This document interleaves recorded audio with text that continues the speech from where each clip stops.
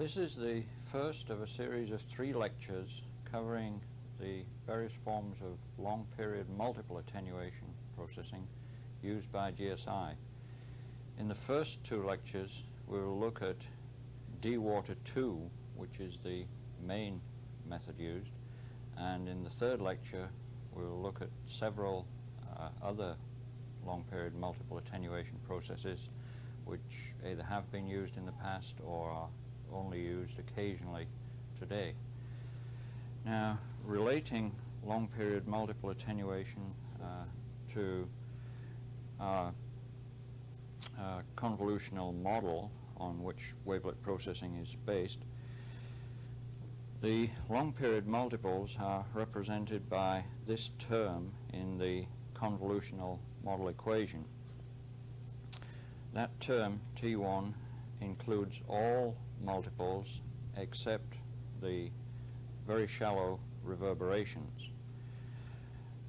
It includes both the long period multiples and the short period interbed multiples. But what we're going to discuss in this lecture is just the attenuation of the long period multiples.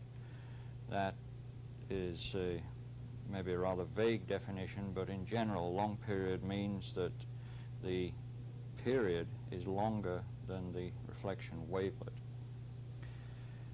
The attenuation of these long period multiples can be based on one of 2 characteristics. Either their periodicity, and deconvolution would be an example of a process which operates on the periodicity of a multiple. The other characteristic on which attenuation can be based is the difference in moveout between a primary event and a multiple event at the same time. Now, generally, there is a moveout difference. However, there are also certain cases where moveout difference does not exist between primary and multiple. The Dewater 2 process then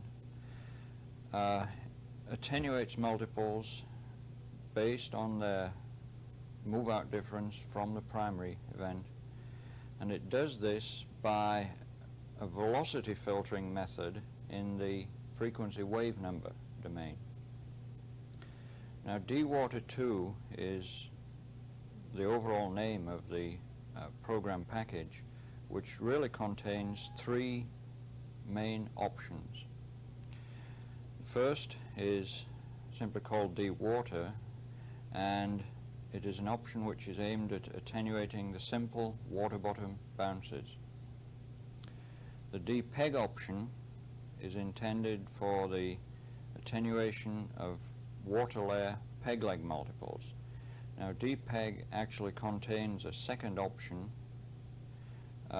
which allows the attenuation of the faster multiples on the section, and we'll look at those in more detail later.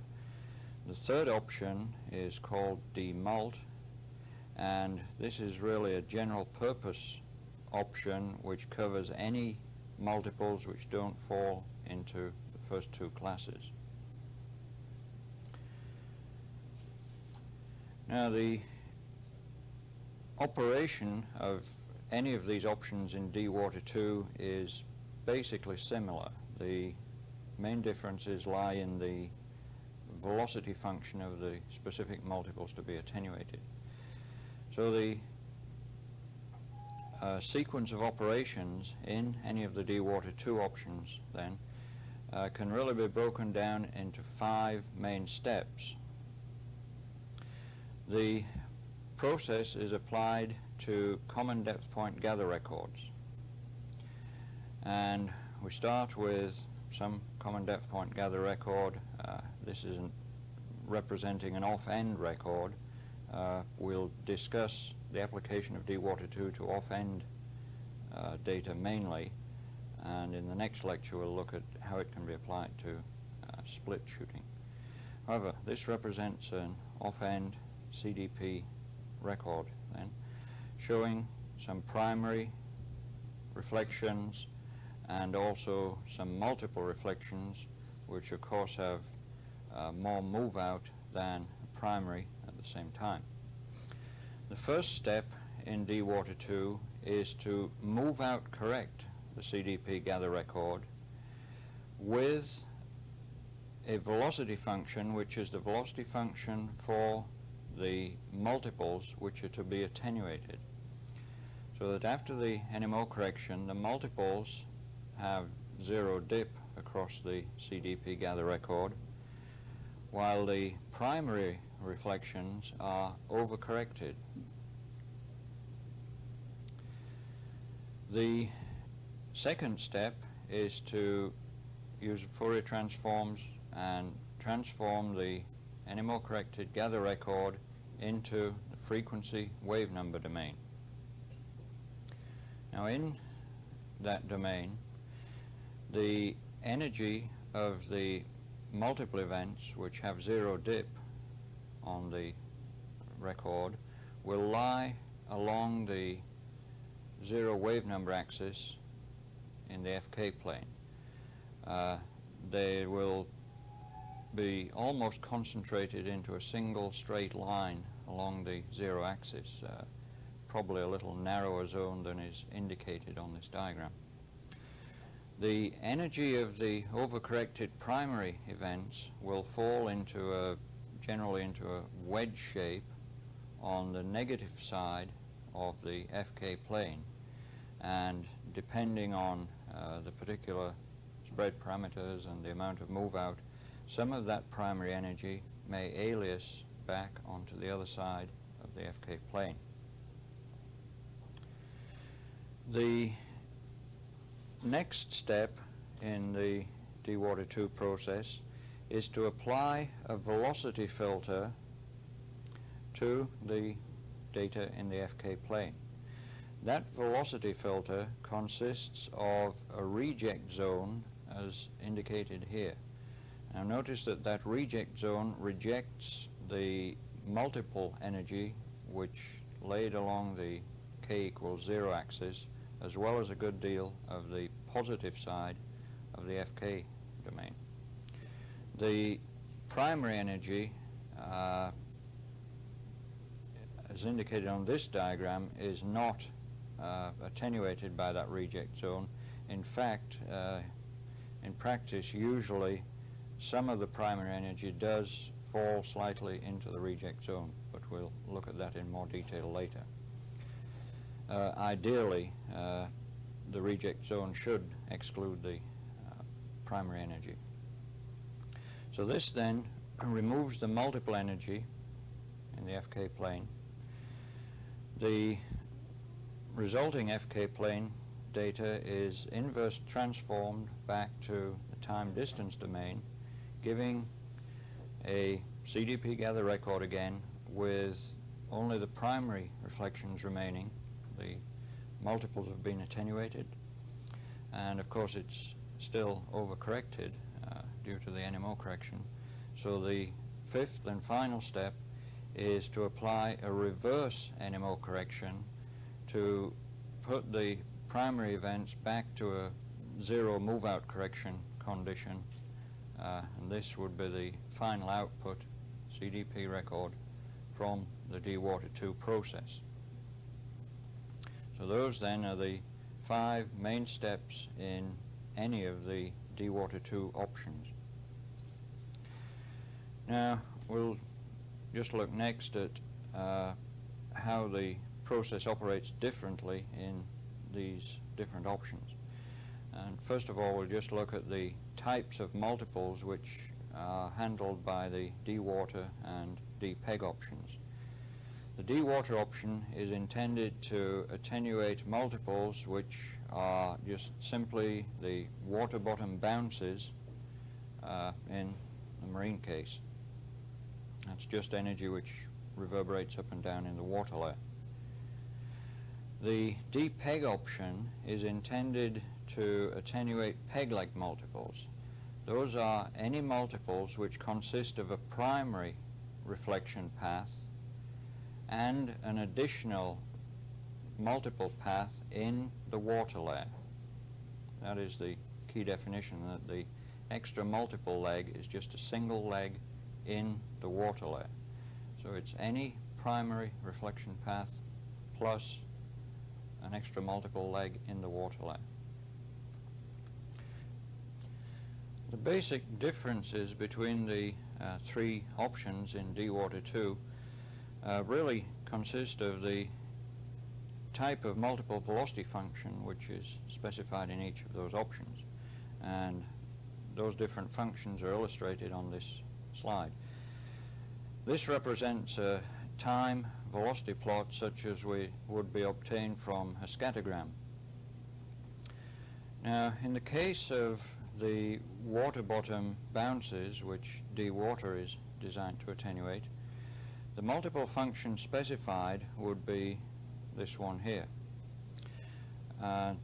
It is a constant velocity function at water velocity from the time of the first water bottom bounce to the end of the record.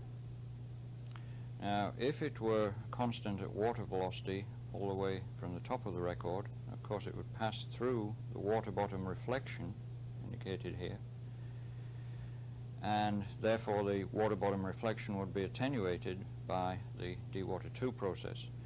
We don't want that to happen, so the velocity function has to be slowed down above the first water bottom bounce. It is generally slowed down to about 80 to 90% of the water velocity at the water bottom time, and remains constant again above that. So this is the type of velocity function then specified in the Dewater option of Dewater 2, and that multiple function is set automatically in the program once the Dewater 2 option is specified. The program has available to it, of course, the water bottom time and the water velocity on the data being processed. Now, for the dpeg option, the multiple velocity function used is the function for the peg leg multiples. This again is set automatically by the program, and the user simply supplies a primary velocity function. And from that primary function, and with a knowledge of the water bottom time and velocity, the program can calculate the time and velocity of the peg legs of each of the knee points on the primary velocity function. So in that way it can establish the peg leg velocity function. Now again, that function has to be slower than the primary function at the top of the record, so it's slowed down to some percentage, maybe 80 or 90% of the water velocity at water bottom time. The third main option, dmult, uses a multiple function which is specified by the user in the normal velocity function format used in GSH software. That can be any multiple function anywhere on the scattergram. It's simply specified as a series of time, velocity, knee points. So these then are the real differences between the different options in Dewater 2. We'll now look in more detail at some aspects of the Dewater 2 process as seen on the frequency wave number domain. The primary, of course, is overcorrected on the CDP gather record after the move-out correction at multiple velocity, which corrects the chosen multiples to zero dip condition. However, there may be multiples at other velocities on the CDP gather record which are either faster or slower than the specified multiples, and therefore some of them, the faster multiples, may be overcorrected, the slower ones may be undercorrected. Generally, these would be multiples whose velocity falls between the chosen multiple velocity and the primary velocity. Now, when that data is transformed into the FK plane, the multiples lying on the specified multiple function, of course, lie along the k equals 0 axis. They're the ones which we're mainly interested in attenuating. The slower multiples, which are still undercorrected, their energy will fall on the positive side of the FK plane in some wedge shape as indicated here. The faster multiple energy will lie slightly on the negative side of the FK plane and may in fact overlap into the zone of primary energy. That's not indicated on the diagram there, but that is where the energy from the faster multiples would lie. The primary energy lies, of course, in a wedge shape on the negative side of the FK plane and possibly with some aliasing back to the positive side. Now, the boundary of the primary energy near the k equals 0 axis really depends on how fast, relative to the primary function, the chosen multiple velocity function is. If the multiple velocity function is relatively slow compared to the primary function, then the boundary of the primary energy is fairly well separated from the main zone of multiple energy. If the multiple velocity function is relatively fast compared to the primary velocity function, then the boundary of the primary energy will be closer to the k equals 0 axis and may well overlap into the zone of multiple energy in this region here. And we'll look at the consequences of that later on. Now, the velocity filter that is applied in Dewater 2 is, of course, a wedge-shaped velocity filter as indicated here. The dips represented by the cutoff boundaries of the velocity filter are indicated on a CDP record plot here. The boundary, this boundary here, is constant in all the options, and it's held at 8 milliseconds per trace dip, effectively, on the record. The most important of the two boundaries of the velocity filter, however, is the one which is intended to fall in between the multiple energy on the k equals 0 axis and the primary energy which lies in the negative side of the FK plane. That cutoff boundary can be varied in the software. In some software it can be varied continuously. In others it is preset at certain cutoff velocities which can be specified by a switch. And those preset cutoff velocities are indicated here in meters per second. That's the apparent horizontal velocity of the cutoff boundary. And that gives a range of options as to the position of that boundary, so that it can be chosen to fall as best as possible in between the primary energy and the multiple energy. Again, we'll look at the choice of that boundary again later on. When some of the primary energy falls into the reject zone of the velocity filter in Dewater 2, then of course some primary energy is going to be attenuated. And the form which that attenuation takes is illustrated on this slide. Now, we're looking here at a section of common depth point gather record after the NMO correction at multiple velocity, so that the primary reflection, of course, is overcorrected. Now, we're also showing on here the negative cutoff slope of the velocity filter in the FK plane. Now, as we see here, that cutoff slope is tangent to the overcorrected primary curve at some point here, so that the primary reflection in this zone out to that point of tangency, the shorter offsets, falls within the range of dips attenuated by the velocity filter. So the primary is going to be attenuated on the shorter offset traces out to the offset xt, which is the offset at which the cutoff slope is tangent to the overcorrected primary curve. Now the position of that offset xt depends on both the negative cutoff slope, of course, and the amount of overcorrection of the primary, which in turn really depends on the amount of move-out difference between the primary velocity function and the multiple velocity function. And later on we'll look more at the effects of this attenuation of the primary on the short offset traces.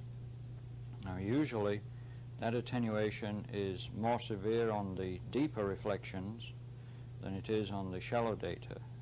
On the shallow data, reflections may well not be attenuated in this manner at all. In effect, that means that the point of tangency, the offset xt, is less than the short offset on the CDP gather record. Now that offset xt at which point of tangency occurs can be calculated by this formula, and as explained here, xt is that maximum offset at which the primary will be attenuated. Vn is the negative cutoff velocity of the velocity filter in Dewater 2. Vp is the primary velocity at the particular time, t, and Vm is the multiple velocity at that same time. So that offset can be computed once we know the primary and multiple velocities and the cutoff velocity being used by the velocity filter. The attenuation of the primary reflections due to Dewater 2 can be calculated. That is the attenuation that we would see on the stack trace after Dewater 2 and stacking had been done. For example, if the primary reflection was attenuated over half of the range of traces in the CDP gather, then it would be attenuated by 6 decibels on the stack trace relative to a normal stack. Now, those attenuations then can be calculated, and we can plot them on a scattergram type of display as shown here. We need to specify a certain multiple velocity function, and we need to know the cutoff velocity used by the Dewater 2 filter. But once those are established, we can calculate the attenuation of an event with a velocity and time anywhere on the scattergram. So of course a primary velocity function would normally lie somewhere maybe in this region down here, and as we can see it would maybe not be attenuated at all in the very shallow part of the section, but in the deeper part of the section it would be almost impossible to avoid some attenuation of the primary due to the Dewater 2 velocity filter. However, by careful choice and by checking the functions beforehand, that attenuation of the primary can normally be held to not more than about 3 decibels in the deeper part of the section. The degree of attenuation right on the chosen multiple velocity function is fairly hard to define. It's certainly well in excess of 20 decibels, but it really depends on the level of coherence of the multiple event on the cone depth point gather. You'll notice that the zone of relatively strong attenuation is wider on the slow velocity side of the multiple function than on the fast velocity side.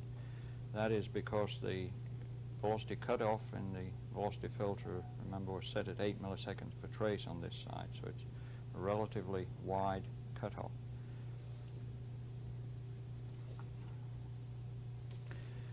Now, that attenuation, the primary, can also be looked at in another way. We can plot it as a kind of response curve of attenuation relative to the move-out difference between the particular primary event and the multiple velocity specified at that same time. So that this scale here then is that move-out difference, and of course 0 indicates that this is an event which falls right on the chosen multiple velocity function. We see that as we move to a faster velocity than that, the level of attenuation rapidly decreases in this manner, and the point indicated here is for 3 decibels of attenuation, and that shows that we need a separation of some 40 or 50 milliseconds in terms of move-out differential between the multiple velocity function and the velocity of a primary here to be at that 3 decibels attenuation level. So that is for this particular cutoff velocity, 67,000 meters per second. Again, we see that the zone of attenuation on the slow velocity side, in effect, is very much broader than on the high velocity side. This is probably rather optimistic, as it doesn't take account of the ramp-off zone on the velocity cutoff on the slow side in the FK plane.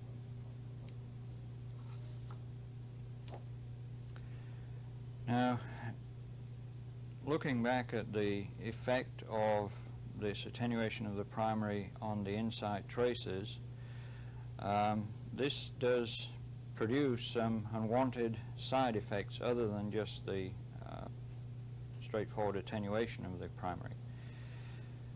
We're looking again at a section of a CDP gather record with the overcorrected primary and the cutoff slope of the velocity filter. The primary is attenuated out to the offset xt. Now, we're indicating that that primary has been attenuated by the dashed line there, but the effect of the velocity filter is to tend to smear out the primary event along a straight line parallel to the cutoff slope from that point of tangency back at the shorter offsets. So the overcorrected primary event tends to be replaced by a straight line event along this line here. Now, when the reverse NMO correction is applied, the unattenuated primary, of course, is put back to its 0 NMO correction curve, and this smeared energy now rolls over. In other words, it begins to dip in the opposite direction on the very short offset traces as indicated here. The real primary energy should have fallen on this dotted line here, but the false energy, or rollover as it's usually called, lies along this line.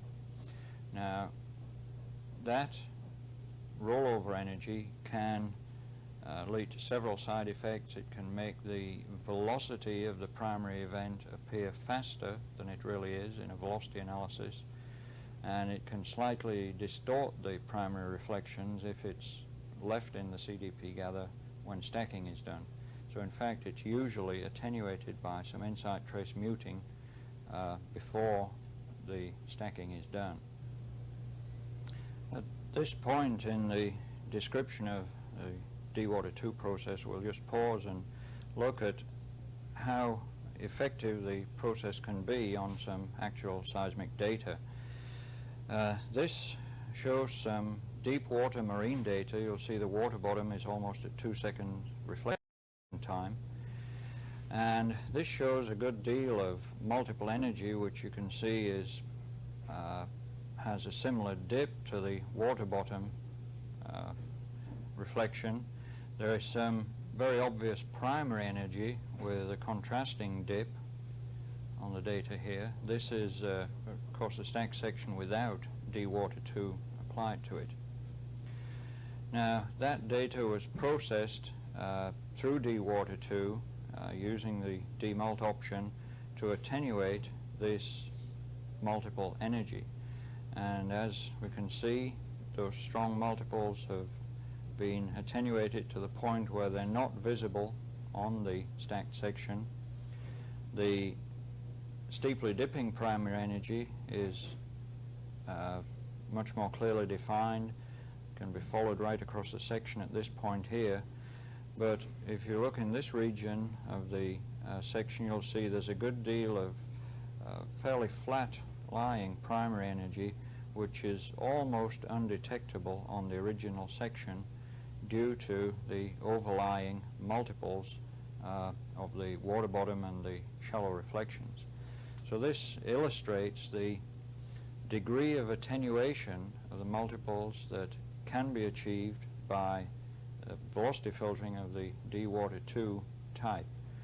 Now, this concludes the first lecture on Dewater 2, and we'll continue to look at the operation of Dewater 2 on split spreads and look at some examples of how the various parameters which control the process can be chosen in the following lecture.